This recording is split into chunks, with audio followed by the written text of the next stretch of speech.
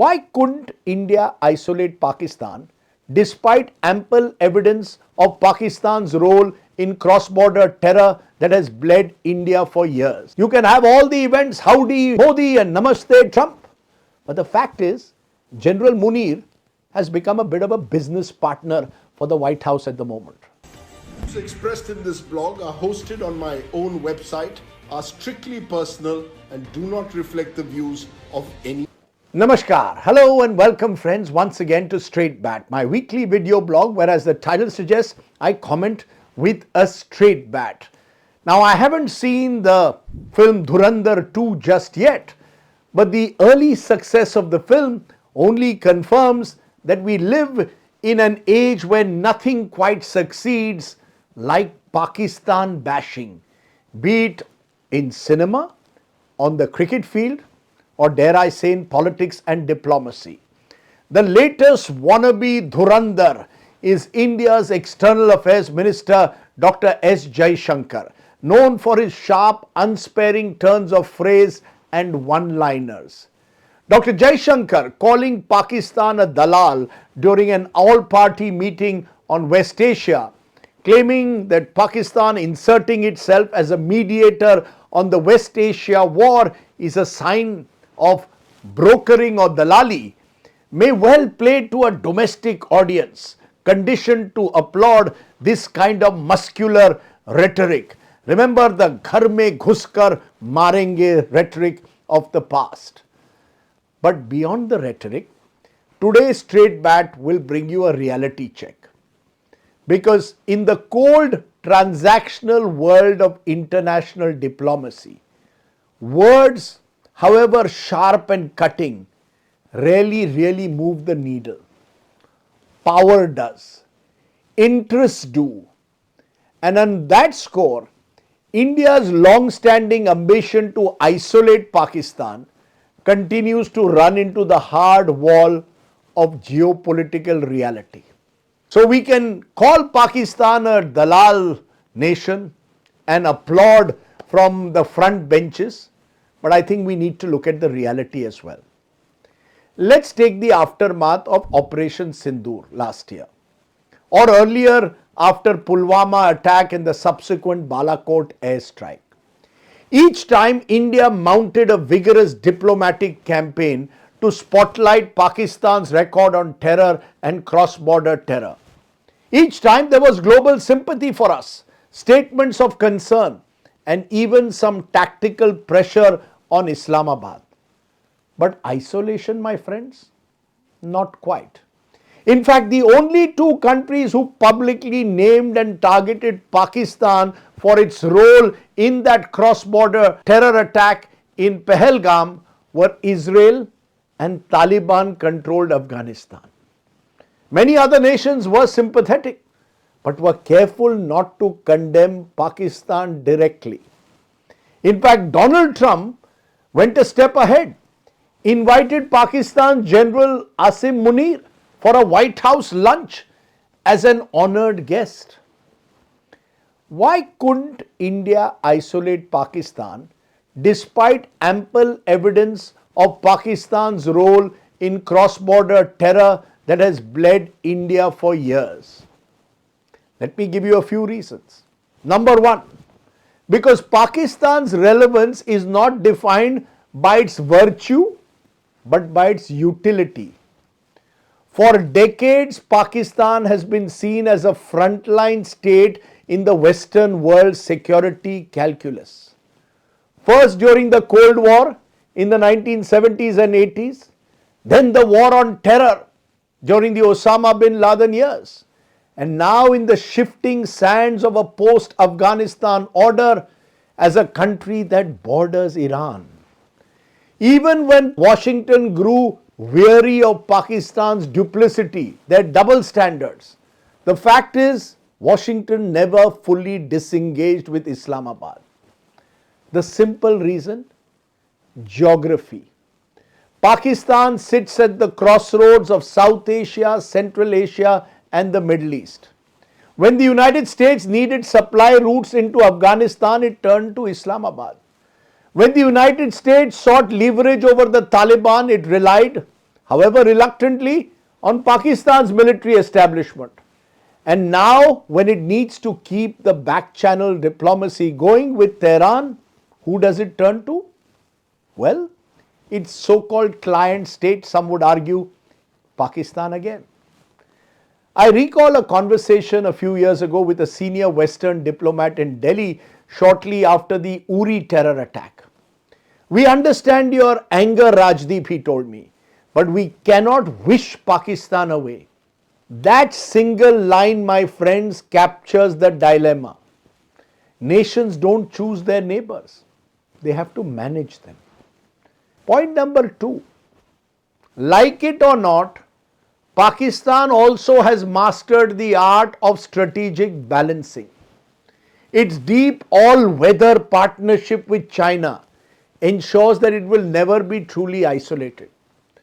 For Beijing, Pakistan is a critical piece of its geopolitical strategy, of its Belt and Road project, a gateway to the Arabian Sea via the China-Pakistan economic corridor.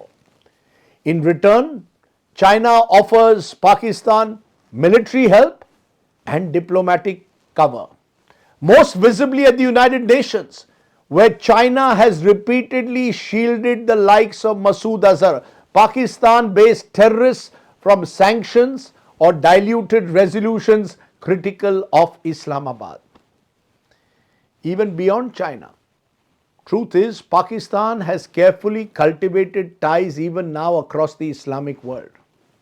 In forums like the Organization of Islamic Cooperation, perhaps no longer as influential as it once was, the fact is Pakistan can still find some resonance on the Kashmir issue. Saudi Arabia may want good ties with India, but the same Saudi leadership has a defense pact with Pakistan. Saudi investments and strategic interests therefore demand a working relationship with both the South Asian rivals. And there is, like it or not, the idea of an Islamic brotherhood that is still attractive to some. Point number 3. Global powers operate on a principle India sometimes underestimates or chooses to gloss over: selective morality. Terrorism is routinely condemned, but rarely at the cost of their larger strategic interests. The same countries that urge India and Pakistan to exercise restraint are often unwilling to take the punitive steps that could destabilize a nuclear armed region. The fear of escalation trumps the desire for accountability. Let me give you an example. Consider the aftermath of the 26/11 Mumbai terror attacks. The entire world had rallied behind India. Pakistan-based groups were named and shamed, the Lashkar in particular. Yet the fact is, nearly 2 decades later, the masterminds have not been brought to justice in any real meaningful sense.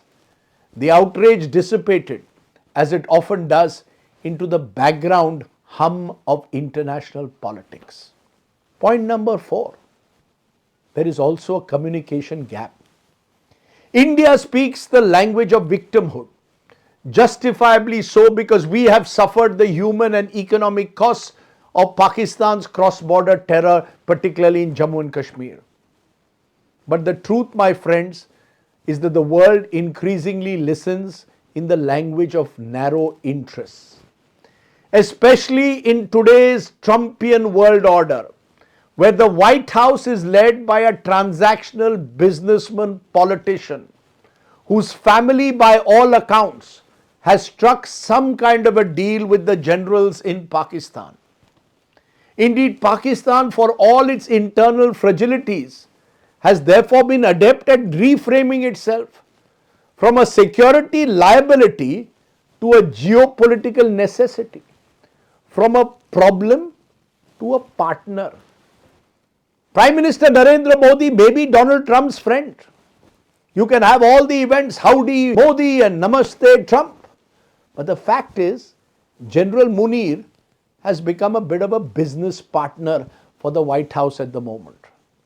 None of this is to suggest that India's diplomatic efforts have been futile. Far from it. We have made tangible gains. Pakistan's grey listing by the Financial Action Task Force, the growing global acknowledgement of cross-border terror networks, and a sharper narrative around state-sponsored extremism are benefits. But these are incremental shifts, my friends, not the decisive victories that we would like in Dhurandhar style, where we are able to demolish all the villains that reside in Pakistan. The uncomfortable and inconvenient truth is that isolation of Pakistan is a maximalist goal which is increasingly difficult in a multipolar or multi-aligned world. Countries are rarely ostracized completely unless they cross an extraordinary threshold.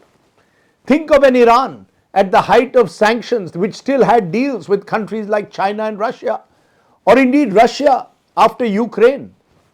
Pakistan, despite its troubling record, has still not crossed that threshold in the eyes of the global community. Unfortunate, but true. Which brings me back to the Dhurandhar rhetoric. When a senior minister, someone who has been a practiced diplomat all his career, uses a term like Dalal to describe a nation, it may capture the public sentiment in this country, even provoke greater outrage. The truth, though, is while harsh words can signal intent and may get applause from what I call the Dhurandhar watching class, they cannot be a substitute for a sustained strategy. Diplomacy, my friends, doesn't work to a Bollywood script. This is not a space to be smug or only rely on optics or think that we are a Vishwa Guru without having the moral compass to really act like one. If India therefore truly seeks to corner Pakistan internationally, it must go beyond episodic outrage. We need a long-term playbook. We need to deepen intelligence sharing partnerships. We need to build coalitions on counter-terror financing. We need to leverage our growing economic clout. And we need to consistently shape global narratives. Isolation, if it comes at all, will be the cumulative effect of such efforts, not the product of a single speech or a sharp soundbite that makes headlines. Nor, I'm afraid, of a Dhurandhar-like secret op. In the end, international diplomacy is not a shouting match, my friends. It is more of a chessboard. And on that board, even the most flawed players often retain a seat, so long as they remain useful to someone. India may call, therefore, that Pakistan approach Dalali. America and the White House may well be seeing it in this Trumpian age as a good business deal. Think about it. That was the Straight Bat. Do, of course, subscribe to my YouTube channel for many more such videos. For now, stay well, stay safe. Jai Hind. Namaskar.